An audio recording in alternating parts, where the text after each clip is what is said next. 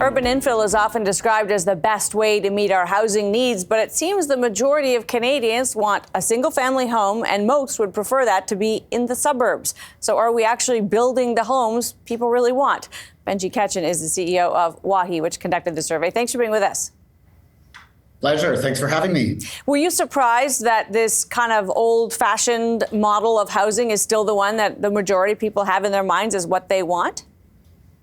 I think I was a little surprised, but as I reflected upon the findings, I realized that what is old is new again, and it still remains the Canadian dream to have a detached single-family house in the suburbs. Now, we should note that the numbers for that kind of desire to be in the suburbs were closely followed by people that want to be in a more urban center. Rural really didn't win out in most places, although we should say for some reason in Atlantic Canada, they really would prefer rural. I guess it's because it's so beautiful there. But in terms of kind of the mix. Beautiful. Were you surprised at how there's a disconnect between what we're building in the last few years and what people are looking for? This kind of shoebox condos is not on anybody's dream list. Well, let's remember that the survey we conducted was the great Canadian dream home, and I think this remains the Canadian dream. The reality is the majority of the growth in the country is occurring in cities, and particularly in large urban centers like the Greater Toronto area and the Greater Vancouver area. And I think what's being built in those cities is maybe not the dream, but is what Canadians can afford. So let's talk about that, the gap between what we can afford and what we are dreaming of. Does it make sense that builders should try to find a way to build more affordable single-family homes in the suburbs, since that's what people really want? Well, I think that this is really a Toronto and Vancouver-centric issue.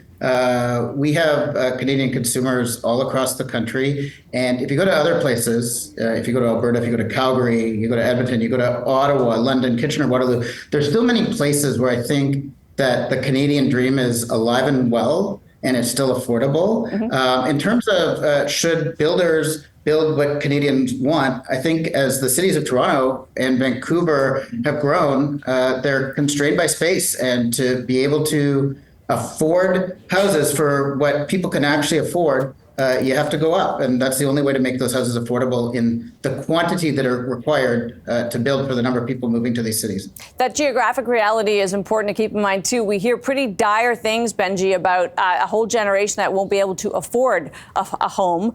Do you think that's also because we're kind of focused on these few big centers that do have pretty serious affordability issues, but elsewhere it might be a better story? Well, I think it's definitely a better story elsewhere. So when we look at some of the other cities I mentioned, Ottawa, Calgary, Halifax, Edmonton, I think it still is within reach. If you're thinking of a city like Toronto, for example, the reality is for most young families, they have to go out. They have to go out. They have to go further afield. They have to go to Oshawa, maybe to Barrie, other places, Kitchener, Waterloo, if they want to be able to afford that dream. But let's compare what's happened to the city of Toronto over the last 25 or 30 years to other urban centers. I don't think also that, for instance, somebody who wants to live in, let's say, the Central Park in Manhattan, for example, would be able to afford to live in a 3-bedroom detached house right on Park Avenue. Right. As major cities around the world have densified, those cities have gone up. And I think we're seeing some of that happening in the major cities of Toronto and Vancouver. And those are the places where people are migrating to, because that's where a lot of the economic activity is happening. So good to have you for this, Benjy. Appreciate your time. Pleasure. Thanks for having me. Benjy Katchen is CEO of Wahi. Time for the takeaway and relearning the 3 R's, that is, reduce, reuse, and recycle. In the context of human history, the environmental movement is still pretty young, really a byproduct of industrialization. Keeping our world clean and green has been a matter of trying to counteract all the so-called progress we humans have enjoyed. Of course, nowhere is that more obvious than the concern about climate change and our adaptation to it. But being good citizens of this planet also happens much closer to home. In Ottawa, a new limit on the number of items allowed in the trash on pickup day is intended to reawaken the first R, which in our world of conspicuous and often unthinking consumption seems to get a little lost in the shuffle. that we could actually do with less, that our footprint, not just on the planet, but literally on our own street and in our own home, could be smaller is a pretty important part of the equation.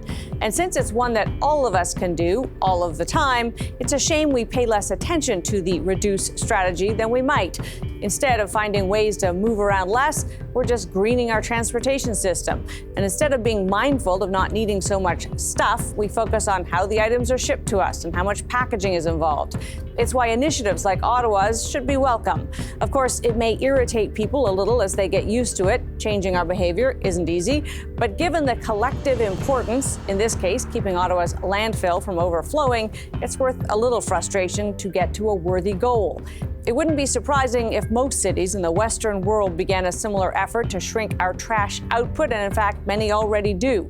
My takeaway? Human progress comes with many benefits, but also with some costs. And as with most debts, it's best to pay as you go. That's Taking Stock for this week. I'm Amanda Lang. Thanks for being with us.